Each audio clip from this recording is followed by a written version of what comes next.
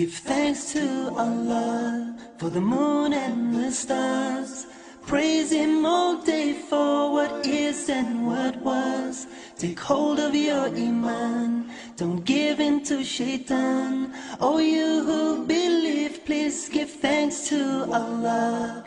Allahu Ghafoor, Allahu Rahim, Allahu Yuhibbul Muhsinin. هو خالقنا ورازقنا وهو على كل شيء قدير.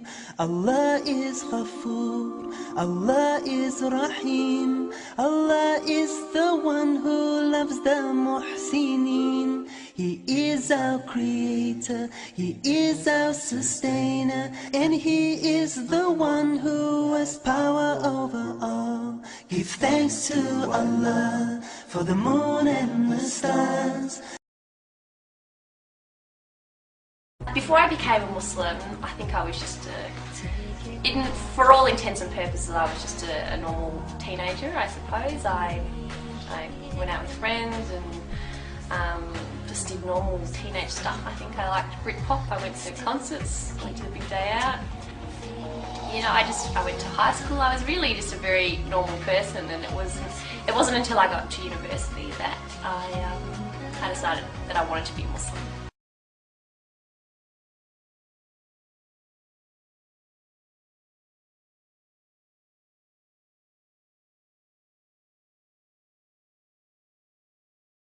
When I was about 17, I started to question why I believed what I believed. Did I believe what I did just because I'd been raised to believe it, or because I thought it was true? So I decided that I wanted to look into other religions. I actually had as my New Year's resolution that I wanted to look into Judaism and that sort of thing. I had no interest at all in becoming Muslim. When I read about what Islam said about itself, I realised it was actually very different to what I thought. It was actually very peaceful, very egalitarian, strong emphasis on equal treatment of women, strong stance on social justice. I thought it was very intellectual religion, yet it was also very spiritual, and that really appealed to me as well. And so after a couple of years of actually looking into it and taking it seriously, it was when I was 19 that I realised this is actually something that I really believe in. Give thanks to Allah for the moon and the stars. Praise Him all day for what is and what was. Take hold of your Iman, don't give in to Shaitan. Oh, you who believe, please give thanks to Allah. Daily life hasn't changed at all, and in other ways it's changed quite profoundly, I think. The main difference would probably be that I pray 5 times a day now. I perform the ritualistic prayer 5 times a day. So, the first prayer is before sunrise, and, then they're scattered out throughout the day.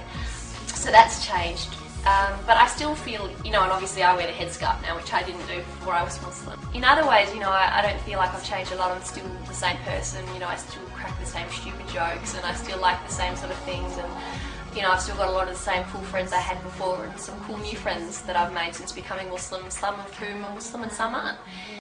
I am a Muslim, Islam my deen, Allah my Lord, His word Quran, Muhammad Prophet, praise be upon. I'm a Muslim. So we live in a society where women are constantly objectified. How many times do we turn on the TV or drive past a billboard where a half-naked woman is being used to sell spaghetti or toothbrushes or carpet or whatever? By wearing the hijab, these women are saying, I don't want to be a part of that, and I want to be taken more for my mind than the size of my chest or how long my legs are or what kind of hair I have or anything like that. God has chosen the women in this society to be the flag bearers for Islam. My husband has a beard, but people can't necessarily tell that he's Muslim, He just really sort of fits in with everybody else. But for me, as soon as someone sees me, they know that I'm Muslim, and so I'm like the flag bearer or the ambassador for Islam, and I find it really interesting that God chose women for that role and not for men. Allahu Ghafoor, Allahu Rahim, Allahu Yuhibbul Muhsinin. هو خالقنا هو رازقنا وهو على I think كل there certainly شيء are stereotypes قدير. of Muslims. You know, people will assume that I'm oppressed or that I don't speak English or that sort of thing, or assume that my husband is a terrorist or whatever. If there is a negative stereotype of Muslims out there, that a lot of that, the blame for that has to fall on the shoulders of Muslims. People aren't going to think the wrong things about us if Muslims aren't constantly doing the wrong thing or coming across negatively. Muslims also need to have open minds and participate in open, non-threatening dialogue and welcome non-Muslims into their mosques and talk to them about their religion.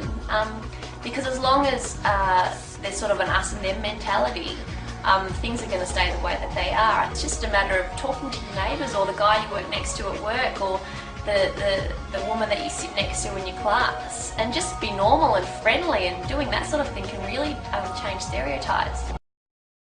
With him are the keys of the unseen, the treasures that none knoweth but he. He knoweth whatever there is on the earth and in the sea. Not a leaf doth fall but with his knowledge. There is not a grain in the darkness or depths of the earth, nor anything fresh or dry, green or withered, but it is inscribed in a record clear to those who can read.